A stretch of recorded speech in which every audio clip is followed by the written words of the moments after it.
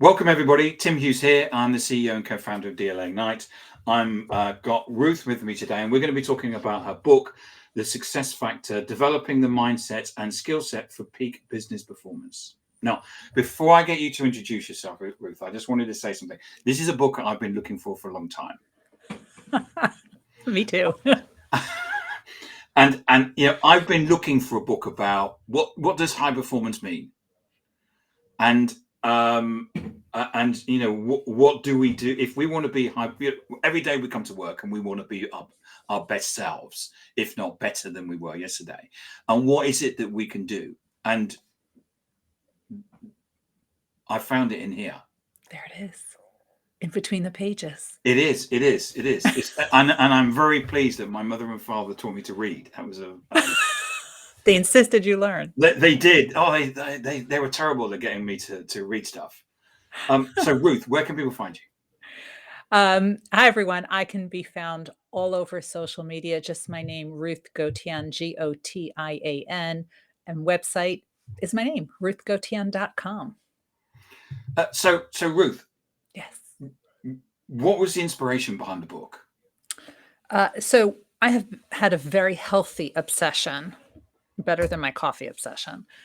I've had a very healthy obsession with success ever since I was a kid, right? Why do some people have it? The rest of us don't. How did they get it? Who did they know? What did they know?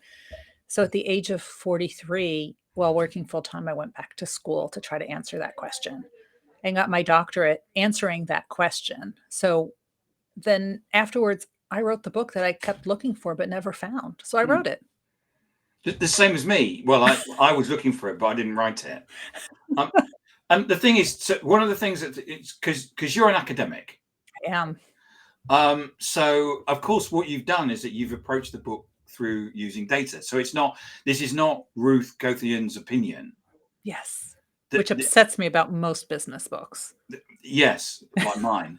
That this is actually based upon data. You went out and interviewed a whole lot of people. I did. I interviewed over 100 extreme high achievers, Nobel Prize winners, astronauts, Olympians, NBA champions, Fortune 500 CEOs to figure out how they became so successful and how the rest of us mere mortals can improve our own success. Because it's not about habits. So what defines a high performer then? See, I'm glad you asked that question. Most people forget to ask that. So it's how do I define success, right? Because we all have different definitions, right? Yours is different than mine.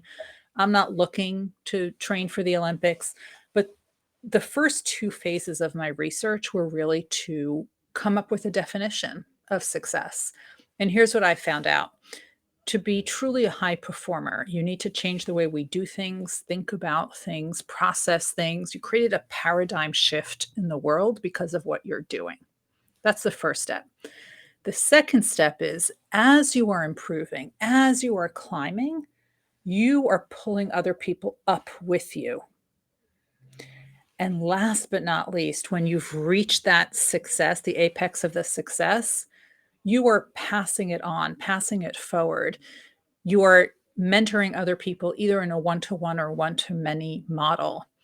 And when you have those three things in place, that to me is a true high achiever. It's about changing what we do and making sure the next generation can do it as well.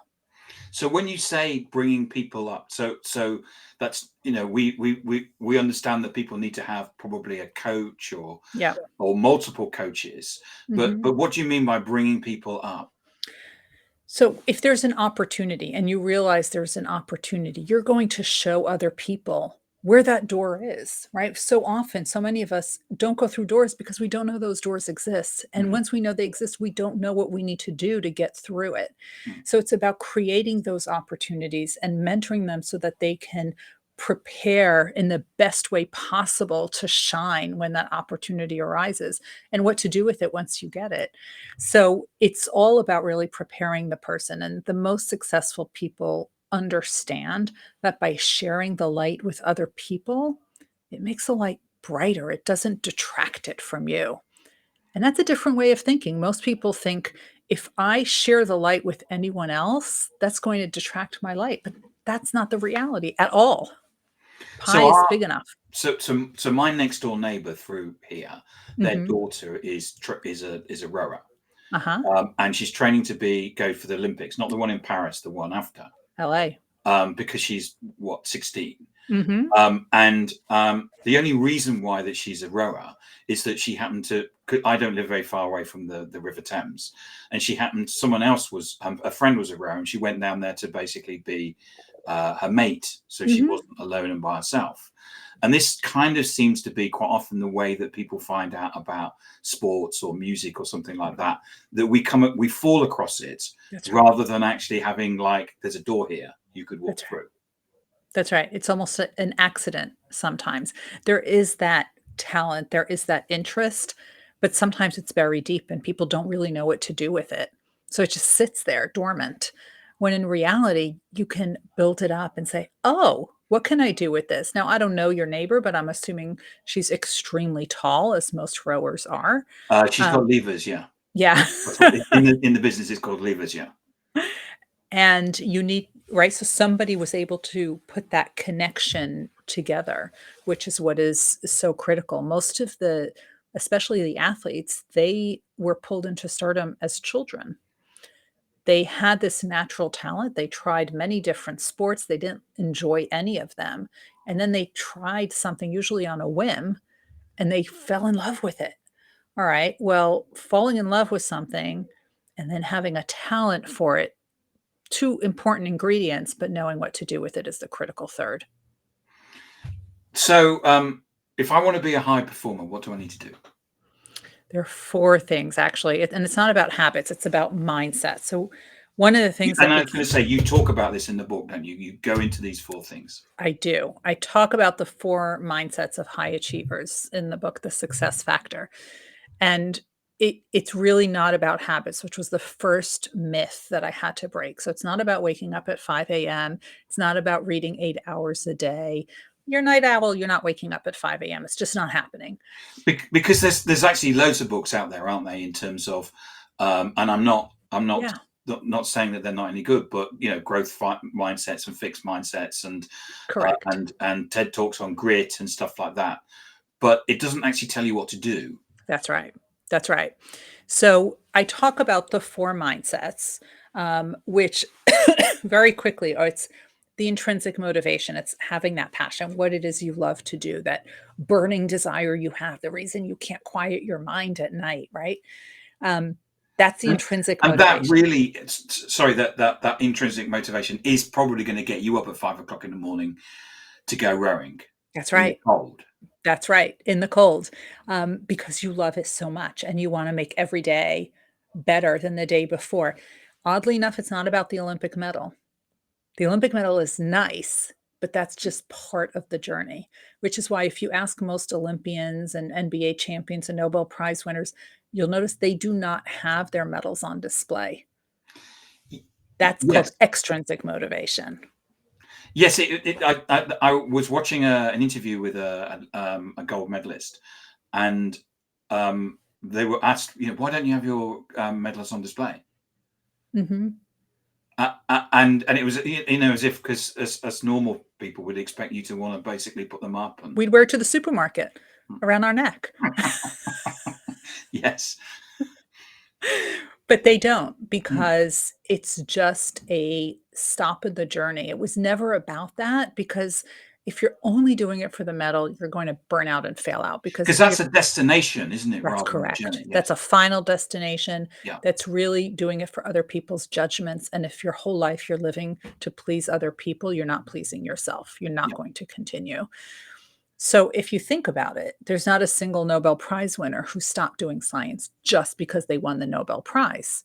If And anything, there they are doubled so many down. stories, aren't there, of Nobel Prize winners that sort of said, I got a phone call, I thought it was a joke. That's right. That's right. They weren't expecting it. They Mm. totally weren't expecting it. And it's not on display. And they continue doing science. They don't quit just because they got it, right? So it was never about the medal. So you have to tap into your intrinsic motivation. And one of the things that the last part of the book really teaches the reader how to apply everything.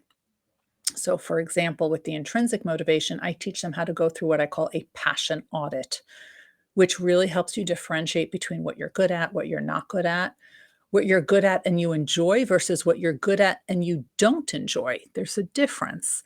And if your listeners really want to do it on their own, they can download that worksheet for free. It's right on my website, ruthgotian.com/passion audit, one word. So the first one we said is the intrinsic motivation. You did, yes. The second one is you've heard about the grit and the resilience and the work ethic. That is all true. All of that you need, right? You can't have talent and sit on the couch and watch Netflix all the time. Yeah. Really what it is how you approach challenges. You see, the high achievers never question if they will overcome a challenge. Instead, they focus on how. And they ask themselves, what is the strategy that I haven't thought of yet? Right? So I share the story of an astronaut who applied for 10 years. She was a biochemist for 10 years. She applied to be an astronaut and she didn't make it. Now, I don't know about you, but I would not apply for the same job for 10 years knowing that I didn't get it. Well, ultimately she got it. And I asked her, I said, well, why didn't you just give up? And she said, I knew I was going to become an astronaut. I just had to figure out what was the gap in what they wanted and what I had and work to fill that gap. So it was completely in her control, right? That's how she saw it. Ultimately, she went on to become the first female commander of the International Space Station, a role she held twice. She spent more days in space than any American astronaut. And ultimately, this astronaut who was turned down for 10 years went on to become NASA's chief astronaut, in charge of all the astronauts. So that's how you approach challenges, is that second element of success. Now, Because we all have bad days. We all have bad days. And sometimes things, what we want doesn't appear as fast as we want it to do. That's correct. That's correct. Now, the question is, how can you use the failures, use the challenges as data to inform what you're going to do next? And how can you get in control of that? Right. So that's what that element is all about. Now, the third one is that strong foundation, which you're constantly reinforcing. What you did early in your career, you're going to do later in your career, even after you won the Nobel and the Olympic medal and became CEO, because that's what made you so great. You never see an athlete who doesn't do the warm-up. And it's the same warm-up they did when they were in 6th grade as they do in the Olympic Village. Same exact warm-up.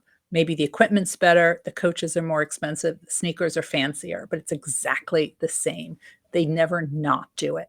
And that doesn't matter if you're a lawyer or if you're an athlete or if you're a scientist or an accountant, it's exactly the same. That's the third one. Ready for the last one? Yes. That's the one that surprised me the most. This is, despite all of their awards, they're constantly opening their minds up to new knowledge. Now, what do I mean by that? You heard of Mark Cuban and Bill Gates and Warren Buffett, that they read 3 to 8 hours a day. And that's where that misnomer came, that leaders are readers and you have to read for all these hours to be successful.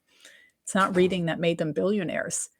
It's opening their minds up to new knowledge and making connections that other people don't yet see. And they were able to do that because they're constantly consuming new information.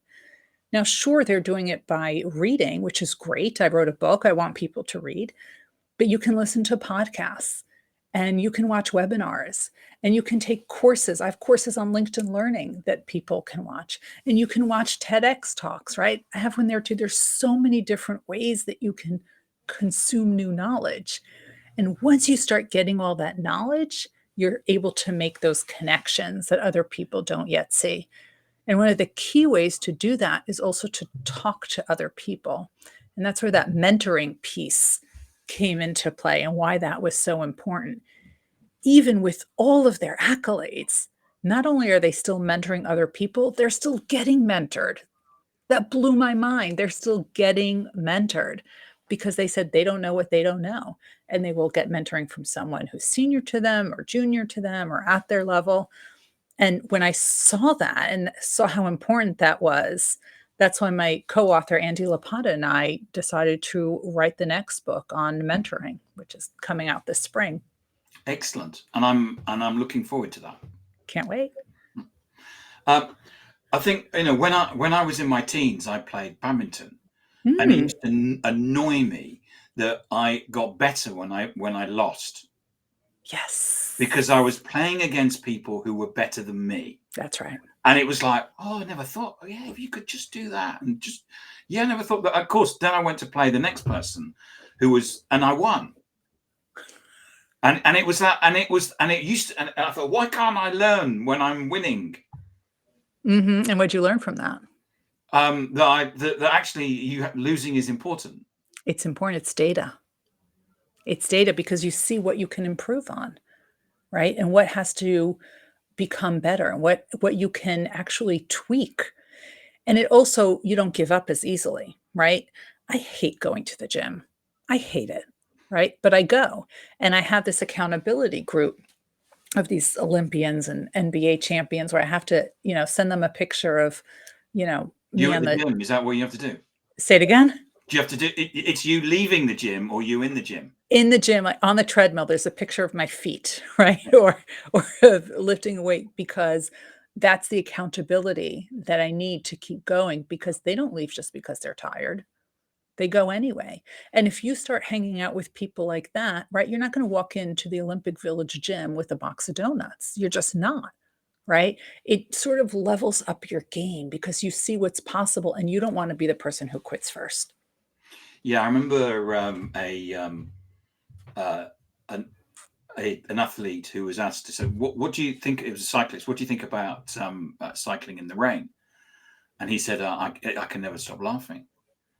He said, why's that? I said, well, I know my competition is sitting at home.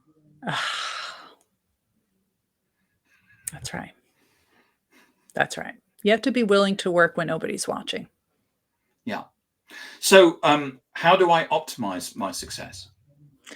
So it's understanding these 4 elements of success and how to leverage them. And you have to do all 4 in tandem. You can't say, oh, I'm just going to work on intrinsic motivation. No, you have to do all 4, but realize that some are going to come more easily to you than others.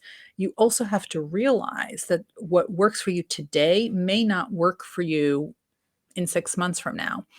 So I put activities for each of the 4 elements of success, multiple different things that you can do, because I realize that what works for you now may not work for you in 5 years from now.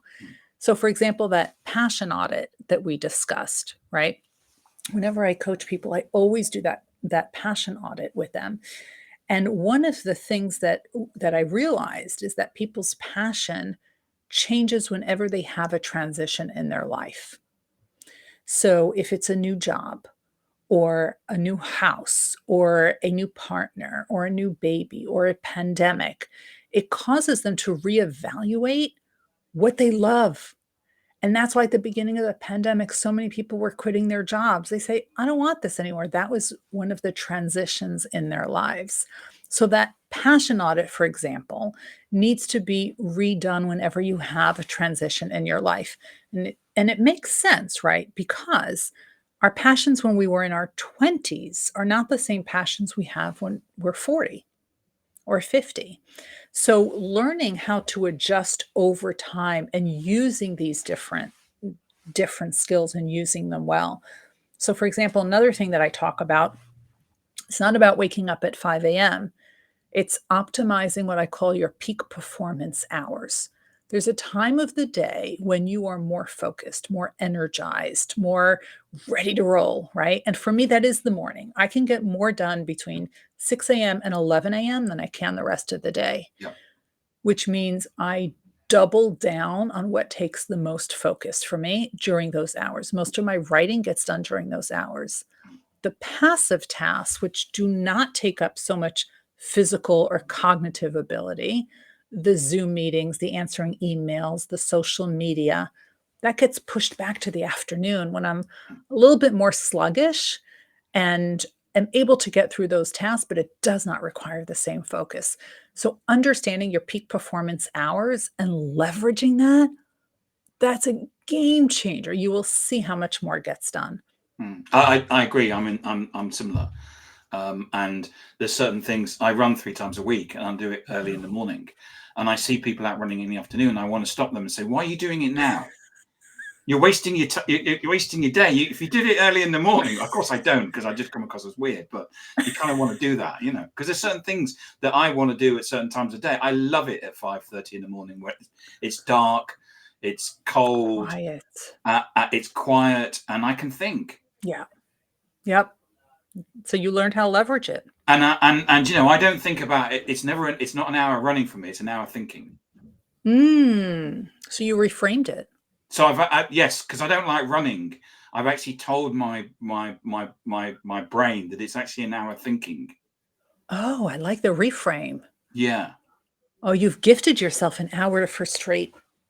Yeah. Thinking, So I did something else as well. I was about 2 miles from home, and my brain said, "Why are you doing this?" And I said to my brain, "Well, I can't walk home now, can I? I've got to, because it takes such a long time." And the brain went, "Yeah, you're right. You better carry on running." Well done. It's a stupid thing, the brain, isn't it? It really is. You can convince it of all kinds of stuff. It shows how we can manipulate it, though. Yeah. Ruth, thank you so much for coming on and talk about your book. Really enjoyed it. Loved it. It was fantastic. Got so much from it. And where can we get a copy? Thank you. So the book is called The Success Factor. Wherever you love buying books, you can get it there. And if you go to my website, ruthgotian.com/book, wherever you are in the world, it'll give you the links. Fantastic. Ruth, thank you so much for coming on. And where can we find you? LinkedIn? LinkedIn is great. It's Ruth Gotian, and my website, where you can get all sorts of resources, including the passion audit, ruthgotian.com. Thank you so much for coming on and sharing your Thank you. Your book and talking about it today. Thank you.